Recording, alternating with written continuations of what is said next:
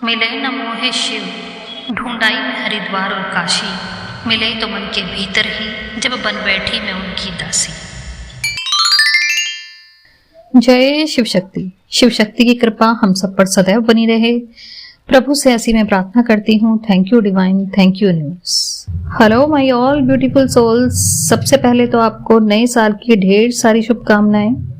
आप सब खुश रहें, ग्रो करें अपनी अपनी लाइफ जर्नी में और इस स्पिरिचुअल जर्नी में, क्योंकि हम सबको मिलकर ही इस 3D वर्ल्ड में और इस धरा पर सतयुग जैसे युग को लाना है।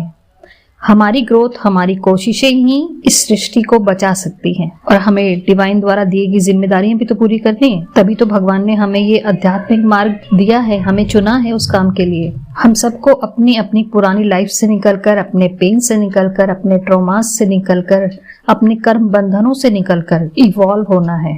तभी हम अपनी इस मदर अर्थ को सेव कर सकते हैं और अपनी धरा पर सतयुग जैसा युग ला सकते हैं। God bless you all. आज हम इस वीडियो में बात करने वाले हैं डिसऑर्डर्ड मस्कुलाइन एनर्जी की।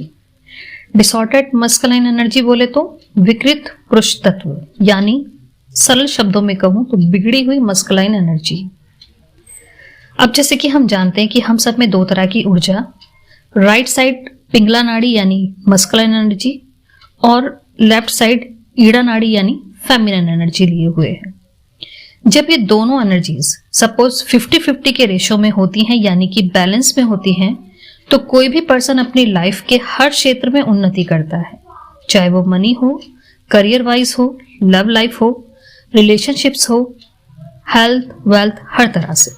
लेकिन अगर इनका रूप या कहूँ रेशो बिगड़ा हुआ है, अप एंड डाउन है, काफी बैलेंस में नहीं है, बहुत ज्यादा रेशो ऊपर नीचे हो रखा है, तो ऐसे में वो पर्सन ना तो खुद खुश रह सकता है और ना ही किसी और को खुश रख सकता है। इसलिए आध्यात्मिक मार्ग पर चलने के लिए हमें सबसे पहले इन एनर्जीज की बैलेंसिंग पर ही काम करना होता है। तो आज हम जो बात करने जा रहे हैं वो बात कर रहे हैं डिसऑर्डर्ड मस्कुलाइन एनर्जी के बारे में। यहाँ मेरा कंसर्न जेंडर से नहीं है, एनर्जी से है। सपोज कि डिसऑर्डर्ड मस्कुलाइन एनर्जी किसी मेल बॉडी में है, जैसे कि नॉर्मली होती भी है, तो ऐसे पर्सन कैसे होंगे, कैसे रिएक्ट करेंगे वो जानते हैं। बहुत ज्यादा डिसऑर्डर्ड एनर्जी में है तो क्या साइंस रहेंगे उनके। सबसे पहला साइन, फुल्ली कंफ्यूज्ड होते हैं ऐसे लोग अपने डिसीजंस को लेके, चॉइसेस को लेके, मनी को लेके, कमिटमेंट्स को लेके और सबसे बढ़कर लव को लेकर। ये कब क्या करेंगे नोबडी नोज। अपने कमिटमेंट पर, डिसीजंस पर खुद ही रिजिड नहीं रहते। कमिटमेंट लेवल काफी लो होता है इनका। मोस्टली प्रोकास्टिनेशन की आदत होती है इनकी कि आज का काम कल कर लेंगे, कल देखेंगे, करेंगे या नहीं कुछ पक्का नहीं है, बस देखेंगे। रिस्पॉन्सिबल नहीं होते कि ये काम हाथ में लिया है तो खत्म भी मुझे ही करना है एक टाइम ड्यूरेशन के अंदर। नो, होगा तो होगा, बाकी देखा जाएगा। पहले से कोई तैयारी नहीं होती इनकी, कोई परफेक्शन भी नहीं दिखेगा खास इनके काम में। एक ही काम से जल्दी से ऊब भी जाते हैं। भेड़ चाल में चलना पसंद करते हैं ये। ज्यादा किसी काम में एफर्ट डालना, अपनी क्रिएटिविटी दिखाना इनको खास पसंद नहीं होता। फिर है प्यार को किस तरह से देखते हैं ये। इनको प्यार का आधा प भी नहीं पता होता। जिस तरह से प्यार को ये समझते हैं वही इनके लिए प्रेम है। तभी तो जब इनके लाइफ में ट्रू लव की एंट्री होती है तो ये उसको समझ ही नहीं पाते। या तो उसे कंट्रोल करने की कोशिश करेंगे या उससे भागने में समझदारी समझेंगे। डाइजेस्ट ही नहीं कर पाते ये ट्रू लव को। ऐसा होता है ना, हमारे जो ट्विन फ्लेम्स होते हैं जो मस्कुलाइन एनर्जी में है, वो भी इसी तरह से भागते हैं और सेपरेशन स्टार्ट हो जाता है। अगर ये एनर्जी बहुत ज्यादा डिसऑर्डर्ड है तो ऐसे पर्सन लव की नीड में रहते हैं, इसलिए इनके कई मल्टीपल रिलेशंस भी देखे जाते हैं, उसमें भी पड़ जाते हैं। लस्ट से ट्रैप्ड होते हैं, इसलिए सेक्स इनके दिमाग पे सवार रहेगा। उसी तरह की बातें करना, वीडियोस देखना। और आपने भी शायद एक्सपीरियंस किया होगा कि शुरू में हमारे डीएम भी इसी तरह की बातें करते हैं ना। आप कुछ और बात करोगे, आप अपना लव शो करोगे और वो घूम फिर के उसी टॉपिक पे आ जाना है, क्योंकि वो भी कहीं ना कहीं कुछ इसी तरह की एनर्जी से डील कर रहे होते हैं।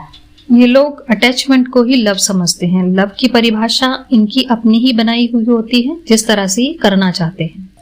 ये दूसरों की बातों में जल्दी से आ जाते हैं। सही और गलत इंसान की या बातों की परख नहीं कर पाते ठीक से।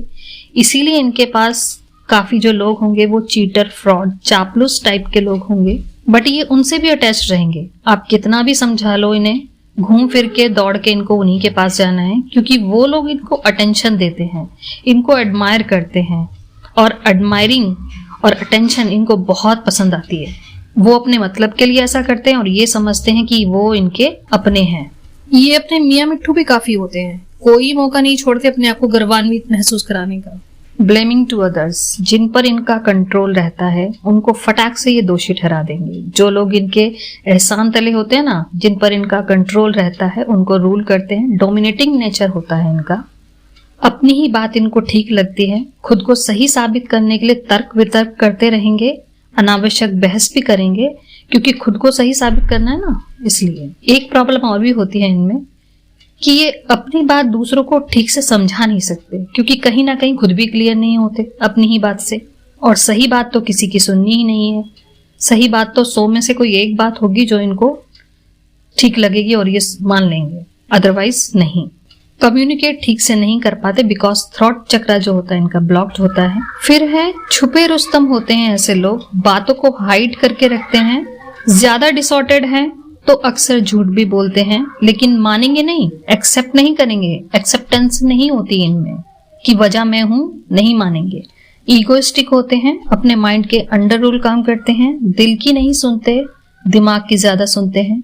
दूसरों के और खुद के दोनों के इमोशंस को ही नहीं समझते। ऐसा लगता है जैसे डरते हैं ये इमोशन से और इमोशनल लोगों से। काफी एंगर इश्यूज भी देखे जा सकते हैं इनमें। नेक्स्ट है, इन्हें हार बर्दाश्त नहीं होती, हार बर्दाश्त नहीं कर सकती है। फियर ऑफ फेलियर रहता है इन्हें हमेशा। हार नहीं होनी चाहिए, नहीं तो फट पड़ेंगे ये लोग। पता नहीं किस किस पे को झेलना पड़ेगा, मालूम नहीं। नीचा नहीं देख सकते ये, वो है ना, झुकेगा नहीं साला।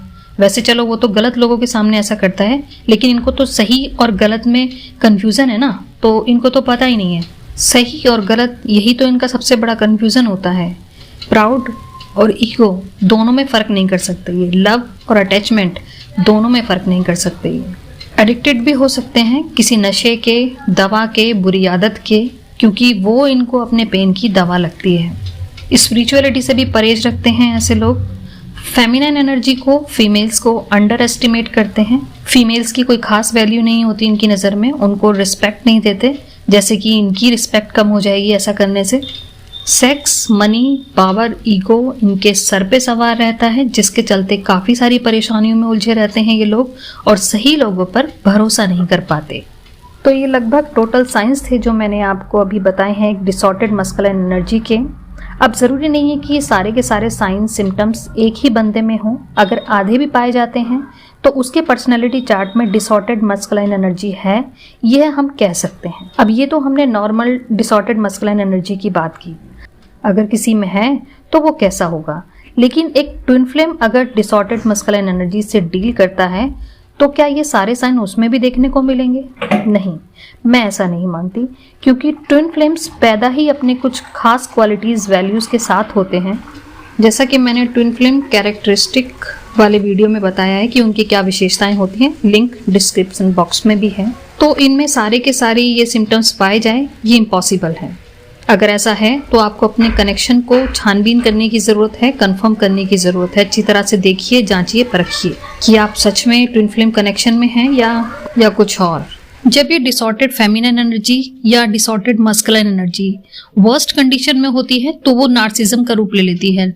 ऐसे पर्सन को हम नार्सिस्ट के नाम से जानते हैं। आपने सुना भी होगा इनके बारे में, क्योंकि मैंने यूट्यूब पर कई पहले वीडियोस देखे थे जिसमें ट्विन फ्लेम्स को नार्सिस्ट भी घोषित किया गया है। और ट्विन फ्लेम्स कभी भी नार्सिस्ट नहीं होते। और उसमें कई लोग कमेंट्स भी करते थे, फीमेल्स होती थी कि मैम प्लीज़, मैं भी ऐसे कनेक्शन में हूँ, मेरा ट्विन फ्लेम भी नार्सिस्ट है, प्लीज़ मुझे ऐसे कनेक्शन से बचाओ। जब आप इस कनेक्शन में हो ही नहीं तो कोई क्या बचाएगा और क्या डाले आपको इस कनेक्शन में। ट्विन फ्लेम जर्नी आपको पेन में डालने के लिए नहीं होती है, आपको जितने भी पेन आपकी लाइफ में चले आ रहे हैं ना, उनसे निकालने के लिए मिलती है। और ट्विन फ्लेम्स कभी भी इतनी डिसऑर्डर्ड एनर्जी में नहीं होते, और थोड़े बहुत होते भी हैं। तो जब ये इनर वर्क करते हैं तो धीरे धीरे दोनों की जो डिसऑर्डर्ड एनर्जी होती है वो दिव्यता में कन्वर्ट होने लगती है, और फिर हम इन्हें डिवाइन मस्कुलाइन और डिवाइन फेमिनाइन के नाम से जानते हैं। वैसे नेक्स्ट वीडियो में मैं डीएम के कैरेक्टरिस्टिक के बारे में बात करूंगी, और मे बी आपको और अच्छे से क्लियरिटी दे पाऊँ मैं। तो आज का वीडियो कैसा लगा प्लीज़ कमेंट बॉक्स में बताइएगा। तो मिलते हैं नेक्स्ट वीडियो में। तब तक के लिए अपना ध्यान रखिए, खुश रहिए, बाय बाय। जय शिव शक्ति।